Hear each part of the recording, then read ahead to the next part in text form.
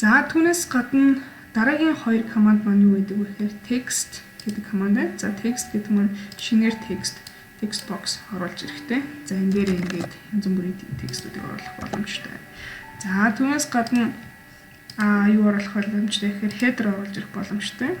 За header гэдэг маань тухайн одоо Excel-ийг Word-тэй ажиллахнаар харуулах ийм юу байдаг бахан команд байдаг бахны.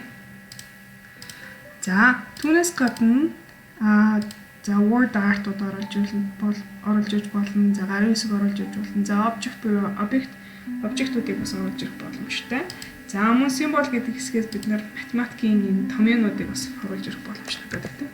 Альфа гэдэг ч юм уу альфа бета гэдэг. Ингээд ийм томьёоллуудыг бас оруулж ирэх боломжтой байдаг бахны. За мөн дээрсэн symbol буюу одоо бидний нөгөө худалдааны тэмдэг нэмэх хасах тийм хязгааргүй альфа бета за янз бүрийн нэг валютууд гэдэг ч юм уу тийм иймэрхүү тусгай тэмдэгтүүдийг эндээс оруулж ирэх боломжтой байдаг хнэ. За ингээд та бүхэнд баярлалаа. Insert цэсний командуудыг тайлбарлаж таслаа.